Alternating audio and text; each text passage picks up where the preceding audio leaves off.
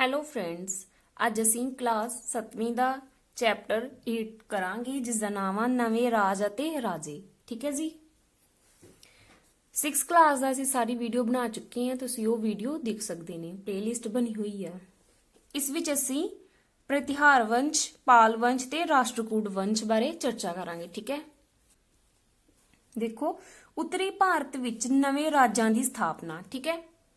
First ਆਪਾਂ ਕਰਾਂਗੇ ਗੁੱਜਰ ਪ੍ਰਤਿਹਾਰ ਵੰਸ਼। ਪ੍ਰਤਿਹਾਰ ਵੰਸ਼ ਦੇ ਜਿਹੜੇ ਸ਼ਾਸਕ ਸੀ ਉਹ ਰਾਜਸਥਾਨ ਤੇ ਗੁਜਰਾਤ ਵਿੱਚ ਰਾਜ ਕਰਦੇ ਸੀ। ਠੀਕ ਹੈ। ਨਾਗਾ ਭੱਟ ਪਹਿਲੇ ਨੇ 725 ਵਿੱਚ ਅਵੰਤੀ ਤੇ ਦੱਖਣੀ ਰਾਜਸਥਾਨ ਦੇ ਭਾਗਾਂ ਵਿੱਚ ਪ੍ਰਤਿਹਾਰ ਵੰਸ਼ ਦੀ ਸਥਾਪਨਾ ਕੀਤੀ। ਠੀਕ ਹੈ। ਤੁਸੀਂ ਬਸ ਇਹੀ ਯਾਦ ਰੱਖਣਾ ਵਾ, ਪ੍ਰਤਿਹਾਰ ਵੰਸ਼ ਦੀ ਸਥਾਪਨਾ ਕਿਸਨੇ ਕੀਤੀ ਸੀ? ਨਾਗਾ ਭੱਟ ਪਹਿਲੇ ਨੇ ਕੀਤੀ ਸੀ। ਕਦੋਂ ਕੀਤੀ ਸੀ? 725 ਵਿੱਚ। ਕਿੱਥੇ ਕੀਤੀ ਸੀ? ਅਵੰਤੀ ਅਤੇ ਦੱਖਣੀ ਰਾਜਸਥਾਨ ਦੇ ਭਾਗਾਂ ਵਿੱਚ। ਠੀਕ ਹੈ। ਇੰਪੋਰਟੈਂਟ ਕੁਐਸਚਨ ਬਣਦਾ ਹੈ ਤੁਹਾਡਾ ਇਹ। ਅਗਲਾ ਦੇਖੋ, ਮਹਿਰ ਭੋਜ ਇਸ ਵੰਸ਼ ਦਾ ਸਭ ਤੋਂ ਸ਼ਕਤੀਸ਼ਾਲੀ ਸ਼ਾਸਕ ਸੀ। ਜੇ ਤੁਹਾਨੂੰ ਕੁਐਸਚਨ ਆ ਜਾਂਦਾ ਹੈ ਕਿ ਪ੍ਰਤਿਹਾਰ ਵੰਸ਼ ਦਾ ਸਭ ਤੋਂ ਸ਼ਕਤੀਸ਼ਾਲੀ ਸ਼ਾਸਕ ਕੌਣ ਸੀ, ਤੁਸੀਂ ਦੱਸੋਗੇ ਮਹਿਰ ਭੋਜ। ਠੀਕ ਹੈ। ਪ੍ਰਤਿਹਾਰ ਵੰਸ਼ ਚਰਨ ਸੀਮਾ ਤੇ ਸੀ। ਕਿਹਦੇ ਟਾਈਮ? ਮਹਿਰ ਭੋਜ ਦੇ ਸਮੇਂ। ਠੀਕ ਹੈ। ਉਹਨੇ ਕਨੌਜ ਨੂੰ ਜਿੱਤਿਆ ਸੀ ਤੇ ਉਹਦਾ ਪੁੱਤਰ ਮਹਿੰਦਰਪਾਲ ਉਹਦਾ ਉੱਤਰਾਧਿਕਾਰੀ ਬਣਿਆ ਸੀ। ਪ੍ਰਤਿਹਾਰ ਸ਼ਾਸਕ ਰਾਜਪਾਲ ਨੇ 1819 ਈਸਵੀ ਵਿੱਚ ਮਹਿਮੂਦ ਗਜਨਵੀ ਦੀ ਅਧੀਨਤਾ ਸਵੀਕਾਰ ਕਰ ਲਈ ਸੀ। ਇਸ ਲਈ ਉਹ ਰਾਜਪੂਤਾਂ ਹੱਥੋਂ ਮਾਰਿਆ ਗਿਆ। ਠੀਕ ਹੈ। ਜਿਹਦੇ ਕਰਕੇ ਪ੍ਰਤਿਹਾਰ ਵੰਸ਼ ਦਾ ਅੰਤ ਹੋ ਗਿਆ। ਠੀਕ ਹੈ। ਇਹਦੇ ਚ ਮੇਨ ਕੁਐਸਚਨ ਦੇਖੋ, ਕਿਸ ਸ਼ਾਸਕ ਦੇ ਸਮੇਂ ਗੁਜਰ ਪ੍ਰਤਿਹਾਰ ਵੰਸ਼ ਆਪਣੀ ਚਰਮ ਸੀਮਾ ਤੇ ਸੀ? ਕਿਹਦੇ ਸਮੇਂ ਸੀ? ਮਹਿਰ ਭੋਜ ਦੇ ਸਮੇਂ। ਠੀਕ ਹੈ ਜੀ। ਅਗਲਾ ਕੁਐਸਚਨ, ਕਿਹੜੇ ਸ਼ਾਸਕ ਨੇ 1819 ਈਸਵੀ ਵਿੱਚ ਮਹਿਮੂਦ ਗਜਨਵੀ ਦੀ ਅਧੀਨਤਾ ਸਵੀਕਾਰ ਕੀਤੀ ਸੀ? ਕਿਹਨੇ ਕੀਤੀ ਸੀ? ਪ੍ਰਤਿਹਾਰ ਸ਼ਾਸਕ ਰਾਜਪਾਲ ਨੇ। ਠੀਕ ਹੈ।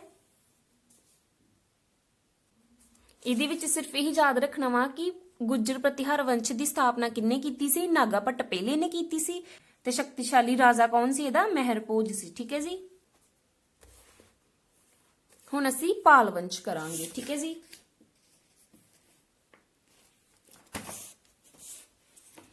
ਹੁਣ ਅਸੀਂ ਦੇਖਾਂਗੇ ਕਿ ਪਾਲ ਵੰਸ਼ ਦੇ ਸ਼ਾਸਕ ਕਿੱਥੇ ਕਿੱਥੇ ਰਾਜ ਕਰਦੇ ਸੀ। ਬੰਗਾਲ, ਬਿਹਾਰ, ਝਾਰਖੰਡ ਦੇ ਖੇਤਰਾਂ ਵਿੱਚ ਰਾਜ ਕਰਦੇ ਸੀ। ਠੀਕ ਹੈ। ਤੇ ਗੋਪਾਲ ਨੇ ਬੰਗਾਲ, ਬਿਹਾਰ ਵਿੱਚ ਪਾਲ ਵੰਸ਼ ਦੀ ਸਥਾਪਨਾ ਕੀਤੀ। ਮੇਨ ਪੁਆਇੰਟ ਇਹੀ ਹੈ ਤੁਹਾਡਾ, ਕਿਸਨੇ ਕੀਤੀ ਸੀ ਪਾਲ ਵੰਸ਼ ਦੀ ਸਥਾਪਨਾ? ਗੋਪਾਲ ਨੇ ਕੀਤੀ। ਕਿੱਥੇ ਕੀਤੀ? ਬੰਗਾਲ, ਬਿਹਾਰ ਵਿੱਚ ਪਾਲ ਵੰਸ਼ ਦੀ ਸਥਾਪਨਾ ਕੀਤੀ। ਠੀਕ ਹੈ।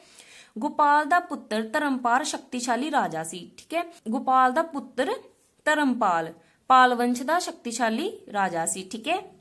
ਧਰਮਪਾਲ ਨੇ ਬਹੁਤ ਸਾਰੇ ਇਲਾਕੇ ਜਿੱਤੇ ਸੀ, ਰਾਜ ਨੂੰ ਸਾਮਰਾਜ ਵਿੱਚ ਤਬਦੀਲ ਕੀਤਾ ਸੀ, ਮਤਲਬ ਕਿ ਰਾਜ ਦਾ ਵਿਸਥਾਰ ਕੀਤਾ ਸੀ ਉਹਨੇ।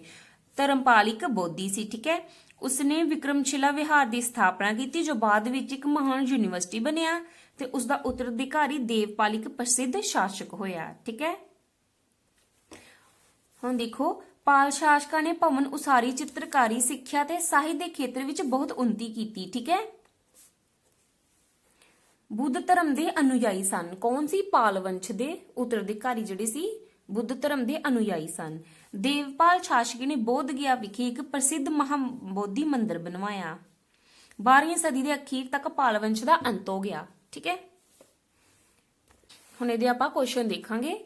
ਪਾਲ ਵੰਸ਼ ਦਾ ਕਿਹੜਾ ਸ਼ਾਸਕ ਸੀ ਜਿਸਨੇ ਵਿਕਰਮਸ਼ਿਲਾ ਵਿਹਾਰ ਦੀ ਸਥਾਪਨਾ ਕੀਤੀ ਜੋ ਬਾਅਦ ਵਿੱਚ ਇੱਕ ਮਹਾਨ ਯੂਨੀਵਰਸਿਟੀ ਬਣਿਆ? ਕਿਹਨੇ ਕੀਤੀ? ਧਰਮਪਾਲ ਨੇ। ਠੀਕ ਹੈ ਜੀ।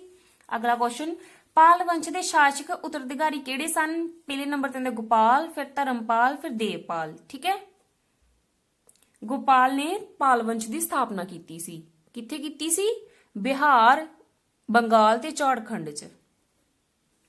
ਅਗਲਾ ਕੁਐਸਚਨ, ਬੰਗਾਲ, ਬਿਹਾਰ ਤੇ ਝਾਰਖੰਡ ਦੇ ਖੇਤਰ ਤੇ ਕਿਸ ਵੰਸ਼ ਨੇ ਰਾਜ ਕੀਤਾ? ਪਾਲ ਵੰਸ਼ ਨੇ। ਠੀਕ ਹੈ। ਇਹ ਯਾਦ ਕਰ ਲਿਓ, ਬੰਗਾਲ, ਬਿਹਾਰ ਤੇ ਝਾਰਖੰਡ। ਜੇ ਕੁਐਸਚਨ ਹੁੰਦਾ ਕਿ ਰਾਜਸਥਾਨ ਤੇ ਗੁਜਰਾਤ ਵਿੱਚ ਕੌਣ ਰਾਜ ਕਰਦੇ ਸਨ, ਤੁਸੀਂ ਦੱਸੋਗੇ ਗੁੱਜਰ ਪ੍ਰਤਿਹਾਰ ਵੰਸ਼। ਠੀਕ ਹੈ।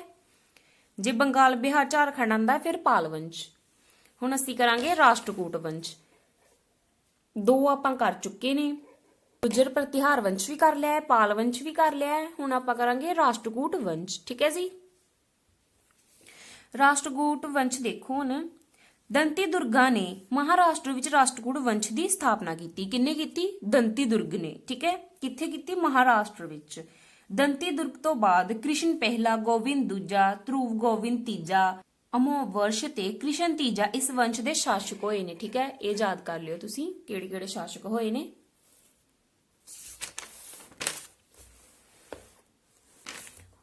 ਹੁਣ ਦੰਤੀ ਦੁਰਗ ਨੇ ਕੀ ਕੀਤਾ ਸੀ, ਦੱਖਣੀ ਭਾਰਤ ਦੇ ਚਲੂਕੀਆ ਤੇ ਪੱਲਵਾਂ ਨਾਲ ਯੁੱਧ ਲੜੇ ਸੀ। ਕਨੌਜ ਤੇ ਕਬਜ਼ਾ ਕਰਨ ਲਈ ਪਾਲ ਤੇ ਪ੍ਰਤੀਹਾਰ ਸ਼ਾਸਕਾਂ ਨਾਲ ਸੰਘਰਸ਼ ਕੀਤੇ ਸੀ। ਠੀਕ ਹੈ, ਜਿਹੜੇ ਆਪਾਂ ਪਹਿਲੇ ਦੋ ਪੜ ਚੁੱਕੇ ਹਾਂ, ਉਹਨਾਂ ਨਾਲ ਸੰਘਰਸ਼ ਕੀਤੀ ਸੀ ਇਹਨਾਂ ਨੇ। ਠੀਕ ਹੈ, ਕ੍ਰਿਸ਼ਨ ਤੀਜੇ ਦੀ ਮੌਤ ਤੋਂ ਪਿੱਛੋਂ ਇਸ ਵੰਸ਼ ਦਾ ਅੰਤ ਹੋ ਗਿਆ ਸੀ। ਕ੍ਰਿਸ਼ਨ ਨੂੰ ਆਪਾਂ ਦੇਖਾਂਗੇ ਕਿ ਕੀ ਕੀਤਾ ਇਹਨਾਂ ਨੇ, ਕਿਹੜੇ ਕੰਮ ਕੀਤੇ ਨੇ। ਕਲਾ ਤੇ ਸਿੱਖਿਆ ਦੇ ਸਰਪ੍ਰਸਤ ਸਨ। ਠੀਕ ਹੈ, ਕ੍ਰਿਸ਼ਨ ਪਹਿਲੇ ਇਲੋਰਾ ਵਿਖੇ ਕੈਲਾਸ਼ ਮੰਦਿਰ ਬਣਾਇਆ ਕ੍ਰਿਸ਼ਨ ਪਹਿਲੇ ਨੇ। ਅਮੋਘ ਵਰਸ਼ਿਕ ਕਵੀ ਸੀ। ਠੀਕ ਹੈ, ਯਾਦ ਕਰ ਲਿਓ। ਸ਼ੈਵ ਧਰਮ ਤੇ ਵੈਸ਼ਨਵ ਧਰਮ ਦੀ ਸਰਪ੍ਰਸਤੀ ਕੀਤੀ ਇਹਨਾਂ ਨੇ। ਜੈਨ ਧਰਮ, ਬੁੱਧ ਧਰਮ ਤੇ ਇਸਲਾਮ ਧਰਮ ਦੀ ਵੀ ਕੀਤੀ। ਠੀਕ ਹੈ, ਹੁਣ ਆਪਾਂ ਦੇਖਾਂਗੇ ਉਸ ਟਾਈਮ ਸਮਾਜ ਕਿਵੇਂ ਦਾ ਸੀ। ਠੀਕ ਹੈ, ਮੁੱਢਲੇ ਮੱਧਕਾਲੀਨ ਯੁੱਗ ਦੌਰਾਨ ਜਾਤੀ ਪ੍ਰਥਾ ਕਠੋਰ ਸੀ। ਠੀਕ ਹੈ, ਕਠੋਰ ਸੀ ਜਾਤੀ ਪ੍ਰਥਾ। ਸਮਾਜ ਜਿਹੜਾ ਸੀ ਚਾਰ ਭਾਗਾਂ ਵਿੱਚ ਵੰਡਿਆ ਹੋਇਆ ਸੀ। ਸਮਾਜ ਜਿਹੜਾ ਸੀ ਚਾਰ ਜਾਤਾਂ ਵਿੱਚ ਵੰਡਿਆ ਹੋਇਆ ਸੀ। ਕਿਹੜੇ ਕਿਹੜੇ ਸੀ? ਬ੍ਰਾਹਮਣ, ਕਸ਼ਤਰੀ, ਵੈਸ਼ ਤੇ ਸ਼ੂਦਰ। ਠੀਕ ਹੈ, ਇਹ ਮੋਸਟ ਇੰਪੋਰਟੈਂਟ ਹੈ, ਤੁਸੀਂ ਯਾਦ ਕਰ ਲਿਓ। ਬ੍ਰਾਹਮਣ ਕੀ ਕੰਮ ਕਰਦੇ ਸੀ? ਉਹਨਾਂ ਦਾ ਬਹੁਤ ਆਦਰ ਸੀ ਸਮਾਜ ਵਿੱਚ ਤੇ ਧਾਰਮਿਕ ਰਸਮਾਂ ਨੂੰ ਪੂਰਾ ਕਰਦੇ ਸੀ। ਠੀਕ ਹੈ, ਇਹਨਾਂ ਦਾ ਉੱਚਾ ਸਥਾਨ ਸੀ ਬ੍ਰਾਹਮਣਾਂ ਦਾ। ਕਸ਼ਤਰੀ ਦੇਖੋ, ਇਹ ਸਿਪਾਹੀ ਸੀ ਤੇ ਯੁੱਧ ਲੜਦੇ ਸੀ, ਇਹ ਰੱਖਿਆ ਦਾ ਕੰਮ ਕਰਦੇ ਸੀ। ਵੈਸ਼ ਜਿਹੜੇ ਲੋਕ ਸੀ ਉਹ ਵਪਾਰੀ ਸੀ ਤੇ ਸ਼ੂਦਰ ਇਹ ਸਭ ਤੋਂ ਨੀਵੇਂ ਸੀ ਤੇ ਇਹਨਾਂ ਨਾਲ ਬੁਰਾ ਵਰਤਾਓ ਕੀਤਾ ਜਾਂਦਾ ਸੀ। ਇਹ ਇੱਕ ਹਿਸਾਬ ਦੇ ਦਾਸ ਹੀ। ਇਸਤਰੀਆਂ ਦਾ ਸਤਿਕਾਰ ਸੀ ਉਸ ਟਾਈਮ 'ਚ। ਵੇਖ ਲਓ, ਜਾਤੀ ਪ੍ਰਥਾ ਕਠੋਰ ਸੀ ਪਰ ਇਸਤਰੀਆਂ ਦਾ ਸਤਿਕਾਰ ਸੀ ਉਸ ਟਾਈਮ 'ਚ। ਉੱਚ ਸਿੱਖਿਆ ਮਿਲਦੀ ਸੀ ਉਹਨਾਂ ਨੂੰ। ਉਹ ਆਪਣੀ ਮਰਜ਼ੀ ਨਾਲ ਆਪਣਾ ਪਤੀ ਵੀ ਚੁਣ ਸਕਦੀਆਂ ਸੀ। ਠੀਕ ਹੈ, ਸਮਾਜਿਕ ਤੇ ਧਾਰਮਿਕ ਰਸਮਾਂ ਵਿੱਚ ਭਾਗ ਲੈਂਦੀਆਂ ਸਨ ਇਸਤਰੀਆਂ। ਹੁਣ ਆਪਾਂ ਧਰਮ ਦੇਖਾਂਗੇ। ਜੈਨ, ਬੁੱਧ, ਹਿੰਦੂ ਧਰਮ ਪ੍ਰਫੁੱਲਿਤ ਹੋਏ। ਠੀਕ ਹੈ, ਉੱਤਰੀ ਭਾਰਤ ਵਿੱਚ ਸ਼ੈਵ ਤੇ ਵੈਸ਼ਨਵ ਧਰਮ ਪ੍ਰਸਿੱਧ ਹੋਏ ਸੀ। ਠੀਕ ਹੈ, ਲੋਕ ਵਿਸ਼ਨੂੰ, ਸ਼ਿਵ ਤੇ ਸ਼ਕਤੀ ਦੀ ਪੂਜਾ ਕਰਦੇ ਸਨ। ਵਿਸ਼ਨੂੰ ਦੇ 10 ਅਵਤਾਰਾਂ ਦੀ ਪੂਜਾ ਕਰਦੇ ਸਨ। ਇਸ ਸਮੇਂ ਦੌਰਾਨ ਭਗਤੀ ਲਹਿਰ ਪ੍ਰਸਿੱਧ ਹੋਈ। ਗੁਰੂ ਨਾਨਕ ਦੇਵ ਜੀ, ਰਾਮਾਨੁਜ ਤੇ ਮਾਧਵ ਆਦਿ ਨੇ ਈਸ਼ਵਰ ਦੀ ਭਗਤੀ ਕਰਨ ਤੇ ਜ਼ੋਰ ਦਿੱਤਾ। ਠੀਕ ਹੈ ਜੀ, ਅਗਲਾ ਆਰਥਿਕ ਦਸ਼ਾ ਦੇਖਾਂਗੇ। ਇਹਨਾਂ ਦਾ ਇਸ ਟਾਈਮ ਮੁੱਖ ਕੀਤਾ ਕੀ ਸੀ? ਖੇਤੀਬਾੜੀ ਸੀ। ਵਪਾਰ ਤੇ ਵਣਜ ਦਾ ਬਹੁਤ ਵਿਕਾਸ ਹੋਇਆ। ਇਹਦੇ ਵਿੱਚ ਹੀ ਸਾਡਾ ਅਗਲਾ ਟੌਪਿਕ ਬਣਦਾ ਵਾ ਕਨੌਜ ਲਈ ਸੰਘਰਸ਼। ਇਹ ਤਿੰਨਾਂ ਹੀ ਵੰਸ਼ਾਂ ਨੇ ਕਨੌਜ ਲਈ ਸੰਘਰਸ਼ ਕੀਤਾ ਸੀ ਇਹਨੂੰ ਜਿੱਤਣ ਦੇ ਲਈ। ਠੀਕ ਹੈ, ਰਾਜਾ ਹਰਸ਼ਵਰਧਨ ਦੀ ਰਾਜਧਾਨੀ ਕਨੌਜ ਸੀ। ਕਨੌਜ ਦੀ ਭੂਗੋਲਿਕ ਸਥਿਤੀ ਅਜਿਹੀ ਸੀ ਕਿ ਜਿਹੜਾ ਵੀ ਕਨੌਜ ਉੱਤੇ ਕਬਜ਼ਾ ਕਰਦਾ ਸੀ ਉਹ ਸਾਰੀ ਹੀ ਗੰਗਾਵਾਦੀ ਤੇ ਕਬਜ਼ਾ ਕਰ ਲੈਂਦਾ ਸੀ। ਠੀਕ ਹੈ, ਜਿਸ ਕਰਕੇ ਤਿੰਨਾਂ ਸ਼ਕਤੀਆਂ ਨੇ ਕਨੌਜ ਨੂੰ ਜਿੱਤਣ ਦੀ ਕੋਸ਼ਿਸ਼ ਕੀਤੀ ਸੀ। ਠੀਕ ਹੈ, ਤਿੰਨ ਸ਼ਕਤੀਆਂ ਕਿਹੜੀਆਂ ਸਨ? ਪਾਲ ਵੰਸ਼, ਗੁੱਜਰ ਪ੍ਰਤਿਹਾਰ ਵੰਸ਼ ਤੇ ਰਾਸ਼ਟਰਕੂਟ। ਠੀਕ ਹੈ, ਤਿੰਨੇ ਸੀ। ਇਹ ਜਿਹੜਾ ਸੰਘਰਸ਼ ਸੀ 200 ਸਾਲਾਂ ਤੱਕ ਚੱਲਦਾ ਰਿਹਾ ਸੀ, ਜਿਸ ਕਰਕੇ ਇਹਨੂੰ ਤ੍ਰੈਪੱਖੀ ਸੰਘਰਸ਼ ਕਿਹਾ ਜਾਂਦਾ ਸੀ। ਤ੍ਰੈਪੱਖੀ ਮਤਲਬ ਕਿ ਤਿੰਨ ਭਾਗਾਂ ਵਿੱਚ। ਠੀਕ ਹੈ, ਪਾਲ ਵੰਸ਼, ਗੁੱਜਰ ਪ੍ਰਤਿਹਾਰ ਵੰਸ਼ ਤੇ ਰਾਸ਼ਟਰਕੂਟ। ਠੀਕ ਹੈ, ਇਹ ਹੋ ਗਿਆ ਤ੍ਰੈਪੱਖੀ ਸੰਘਰਸ਼। ਇਹ ਸੰਘਰਸ਼ ਕਰਕੇ ਇਹ ਤਿੰਨੋਂ ਵੰਸ਼ ਜਿਹੜੇ ਹੀ ਆਰਥਿਕ ਪੱਖੋਂ ਕਮਜ਼ੋਰ ਹੋ ਗਏ ਸੀ। ਠੀਕ ਹੈ, ਹੁਣ ਆਪਾਂ ਕਰਾਂਗੇ ਚੌਹਾਨ ਵੰਸ਼। ਚੌਹਾਨ ਵੰਸ਼ ਦੇ ਰਾਜੇ ਦਿੱਲੀ ਅਤੇ ਅਜਮੇਰ ਦੇ ਇਲਾਕਿਆਂ ਤੇ ਰਾਜ ਕਰਦੇ ਸਨ। ਠੀਕ ਹੈ, ਕਿੱਥੇ ਕਰਦੇ ਸੀ? ਦਿੱਲੀ ਅਤੇ ਅਜਮੇਰ ਦੇ। ਯਾਦ ਕਰ ਲਿਓ। ਪੱਛਮ ਤੇ ਪੂਰਬ ਦਿਸ਼ਾ ਵੱਲ ਰਾਜ ਦਾ ਵਿਸਥਾਰ ਕਰਨਾ ਚਾਹੁੰਦੇ ਸਨ ਚੌਹਾਨ ਵੰਸ਼। ਠੀਕ ਹੈ, ਇਸ ਲਈ ਉਹਨਾਂ ਨੇ ਗੁਜਰਾਤ ਦੇ ਚਲੂਕੀਆਂ ਤੇ ਗੜਵਾਲਿਆਂ ਨਾਲ ਯੁੱਧ ਲੜੇ। ਚੌਹਾਨ ਵੰਸ਼ ਦਾ ਸ਼ਕਤੀਸ਼ਾਲੀ ਰਾਜਾ ਕੌਣ ਸੀ? ਪ੍ਰਿਥਵੀ ਰਾਜ ਚੌਹਾਨ। ਪ੍ਰਿਥਵੀ ਰਾਜ ਚੌਹਾਨ ਨੇ ਮੁਹੰਮਦ ਗੋਰੀ ਨੂੰ ਤਰਾਇਨ ਦੀ ਪਹਿਲੀ ਲੜਾਈ ਵਿੱਚ ਹਰਾਇਆ ਸੀ। ਠੀਕ ਹੈ, 1192 ਵਿੱਚ ਤਰਾਇਨ ਦੀ ਦੂਸਰੀ ਲੜਾਈ ਹੋਈ, ਜਿਹਦੇ ਵਿੱਚ ਮੁਹੰਮਦ ਗੋਰੀ ਦੇ ਹੱਥੋਂ ਮਾਰਿਆ ਗਿਆ। ਕੌਣ? ਪ੍ਰਿਥਵੀ ਰਾਜ ਚੌਹਾਨ। ਅਗਲਾ ਦੇਖੋ, ਰਾਜਾ ਹਰਸ਼ਵਰਧਨ ਦੀ ਮੌਤ ਪਿੱਛੋਂ ਦੇਸ਼ ਛੋਟੇ ਛੋਟੇ ਰਾਜਾਂ ਵਿੱਚ ਵੰਡਿਆ ਗਿਆ। ਕਈ ਰਾਜਾਂ ਦੇ ਰਾਜਪੂਤ ਦਾ ਰਾਜ ਹੋ ਗਿਆ ਸੀ ਜੋ ਕਿ ਆਪਸ ਵਿੱਚ ਲੜਦੇ ਰਹਿੰਦੇ ਸਨ। 8ਵੀਂ ਤੇ 13ਵੀਂ ਸਦੀ ਵਿਚਕਾਰ ਭਾਰਤ ਵਿੱਚ ਬਹੁਤ ਸਾਰੇ ਰਾਜਪੂਤ ਰਾਜ ਸਥਾਪਿਤ ਹੋ ਗਏ, ਜਿਸ ਕਰਕੇ ਇਸ ਕਾਲ ਨੂੰ ਰਾਜਪੂਤ ਕਾਲ ਕਿਹਾ ਜਾਂਦਾ ਹੈ।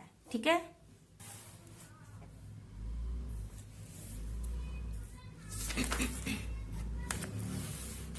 ਅੱਗੇ ਅਸੀਂ ਮਹਿਮੂਦ ਗਜ਼ਨਵੀ ਕਰਾਂਗੇ।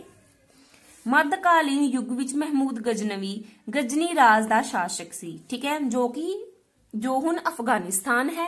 ਰਾਜ ਨੂੰ ਸ਼ਕਤੀਸ਼ਾਲੀ ਬਣਾਉਣ ਤੇ ਧਨ ਇਕੱਠਾ ਕਰਨ ਲਈ ਭਾਰਤ ਤੇ ਉਹਨੇ 17 ਹਮਲੇ ਕੀਤੇ। ਠੀਕ ਹੈ, 17 ਵਾਰ ਹਮਲੇ ਕੀਤੇ, ਜਿਹੜੇ ਕਿ 1001 ਤੋਂ ਲੈ ਕੇ 1025 ਤੱਕ ਚੱਲੇ ਸੀ। ਠੀਕ ਹੈ, ਹੁਣ ਆਪਾਂ ਉਹਨਾਂ ਦੇ ਮਸ਼ਹੂਰ ਹਮਲੇ ਵੇਖਾਂਗੇ, ਫੇਮਸ। ਠੀਕ ਹੈ, ਜੈਪਾਲ ਉੱਤੇ ਹਮਲਾ, ਆਨੰਦਪਾਲ ਉੱਤੇ ਹਮਲਾ, ਨਗਰਕੋਟ ਉੱਤੇ ਹਮਲਾ, ਥਾਨੇਸਰ ਉੱਤੇ ਹਮਲਾ, ਮਥੁਰਾ ਤੇ ਕਨੌਜ ਉੱਤੇ ਹਮਲਾ, ਕਲਿੰਗ ਤੇ ਹਮਲਾ, ਸੋਮਨਾਥ ਦੇ ਮੰਦਿਰਾਂ ਤੇ ਹਮਲਾ। ਇਹਦੇ ਵਿੱਚ ਸੋਮਨਾਥ ਦਾ ਮੰਦਿਰ ਮੋਸਟ ਇੰਪੋਰਟੈਂਟ ਆ, ਜਿਹਦੇ ਵਿੱਚ ਉਹਨੇ ਸੈਂਕੜੇ ਮਨ ਸੋਨਾ ਤੇ ਚਾਂਦੀ ਗਹਿਣੇ ਲਏ ਸੀ, ਲੁੱਟੇ ਸੀ ਇੱਕ ਹਿਸਾਬ ਦੀ। ਠੀਕ ਹੈ, ਯਾਦ ਕਰ ਲਿਓ ਮਹਿਮੂਦ ਗਜਨਵੀ ਨੇ 17 ਹਮਲੇ ਕੀਤੇ ਸੀ। ਅਫਗਾਨਿਸਤਾਨ ਦੇ ਗੌਰ ਰਾਜ ਦਾ ਸ਼ਾਸਕ ਸੀ, ਭਾਰਤ ਤੇ ਨੇ ਹਮਲਾ ਕੀਤਾ। ਦੇਖੋ ਕਿਹੜੇ ਕਿਹੜੇ ਹਮਲੇ ਕੀਤੇ। ਮੁਲਤਾਨ ਤੇ ਹਮਲਾ ਕੀਤਾ ਜਿਹਦੇ ਉੱਤੇ ਉਹਨੇ ਕਬਜ਼ਾ ਕਰ ਲਿਆ ਸੀ। ਗੁਜਰਾਤ ਤੇ ਹਮਲਾ ਕੀਤਾ ਤੇ ਭੀਮਦੇਵ ਨੂੰ ਹਰਾਇਆ ਸੀ ਉਹਦੇ ਵਿੱਚ। ਤੇ ਪਿਸ਼ਾਵਰ ਵਿੱਚ ਕੀਤਾ ਉਹਨੇ ਹਮਲਾ। ਸਿਆਲਕੋਟ ਤੇ ਪੰਜਾਬ ਤੇ ਜਿੱਤ ਪ੍ਰਾਪਤ ਕੀਤੀ। 1191 ਚ ਪ੍ਰਿਥਵੀਰਾਜ ਚੌਹਾਨ ਤੇ ਹਮਲਾ ਕੀਤਾ। 1191 ਚ ਪ੍ਰਿਥਵੀਰਾਜ ਚੌਹਾਨ ਤੇ ਹਮਲਾ ਕੀਤਾ ਸੀ, ਪਰ ਇਹਦੇ ਵਿੱਚ ਮੁਹੰਮਦ ਗੋਰੀ ਜਿਹੜਾ ਸੀ ਹਾਰ ਗਿਆ ਸੀ ਤਰਾਇਨ ਦੀ ਪਹਿਲੀ ਲੜਾਈ ਵਿੱਚ। ਠੀਕ ਹੈ, ਪ੍ਰਿਥਵੀਰਾਜ ਚੌਹਾਨ ਨੂੰ ਤਰਾਇਨ ਦੀ ਦੂਜੀ ਲੜਾਈ ਵਿੱਚ ਹਰਾਇਆ ਸੀ। ਜਿਹੜੀ ਤਰਾਇਨ ਦੀ ਪਹਿਲੀ ਲੜਾਈ ਹੋਈ ਸੀ ਉਹਦੇ ਵਿੱਚ ਪ੍ਰਿਥਵੀਰਾਜ ਚੌਹਾਨ ਜਿੱਤ ਗਿਆ ਸੀ, ਮੁਹੰਮਦ ਗੋਰੀ ਹਾਰ ਗਿਆ ਸੀ। ਜਿਹੜੀ ਦੂਸਰੀ ਲੜਾਈ ਹੋਈ ਸੀ ਉਹਦੇ ਵਿੱਚ ਪ੍ਰਿਥਵੀਰਾਜ ਚੌਹਾਨ ਹਾਰ ਗਿਆ ਸੀ ਤੇ ਮੁਹੰਮਦ ਗੋਰੀ ਜਿੱਤ ਗਿਆ ਸੀ। ਠੀਕ ਹੈ, ਤਰਾਇਨ ਦੀਆਂ 2 ਲੜਾਈਆਂ ਹੋਈਆਂ ਹੈ। ਹੁਣ ਅਸੀਂ ਇਹਦੇ ਕੁਐਸਚਨ ਆਨਸਰ ਕਰਾਂਗੇ। ਕਨੌਜ ਤੇ ਜਿੱਤ ਪ੍ਰਾਪਤ ਕਰਨ ਲਈ ਕਿੰਨਾ ਸ਼ਾਸਕਾਂ ਵਿਚਕਾਰ ਸੰਘਰਸ਼ ਹੋਇਆ? ਪਾਲ ਵੰਸ਼, ਗੁੱਜਰ ਪ੍ਰਤਿਹਾਰ ਵੰਸ਼ ਤੇ ਰਾਸ਼ਟਰਕੂਟ ਵੰਸ਼। ਠੀਕ ਹੈ, ਚੌਹਾਨ ਜਾਂ ਚਾਹਮਾਨ ਵੰਸ਼ ਦਾ ਸ਼ਕਤੀਸ਼ਾਲੀ ਸ਼ਾਸਕ ਕੌਣ ਸੀ? ਪ੍ਰਿਥਵੀਰਾਜ ਚੌਹਾਨ। ਠੀਕ ਹੈ, ਮਹਿਮੂਦ ਗਜ਼ਨਵੀ ਨੇ ਭਾਰਤ ਉੱਤੇ ਕਿੰਨੇ ਹਮਲੇ ਕੀਤੇ? 17। ਮੁਹੰਮਦ ਗੋਰੀ ਨੇ 1192 ਵਿੱਚ ਤਰਾਇਨ ਦੀ ਦੂਜੀ ਲੜਾਈ ਵਿੱਚ ਕਿਸ ਨੂੰ ਹਰਾਇਆ? ਪ੍ਰਿਥਵੀਰਾਜ ਚੌਹਾਨ ਨੂੰ। ਜਿਹੜੀ ਪਹਿਲੀ ਲੜਾਈ ਹੋਈ ਸੀ ਉਹਦੇ ਵਿੱਚ ਮੁਹੰਮਦ ਗੋਰੀ ਹਾਰ ਗਿਆ ਸੀ। ਠੀਕ ਹੈ, ਪਰ ਦੂਸਰੀ ਲੜਾਈ ਵਿੱਚ ਪ੍ਰਿਥਵੀਰਾਜ ਚੌਹਾਨ ਹਾਰ ਗਿਆ ਸੀ। ਅਗਲਾ ਦੇਖੋ, ਮੱਧਕਾਲ ਯੁੱਗ ਦੌਰਾਨ ਇਸਤਰੀ ਸਥਿਤੀ ਕਿਵੇਂ ਦੀ ਸੀ? ਬਹੁਤ ਚੰਗੀ ਸੀ। ਠੀਕ ਹੈ,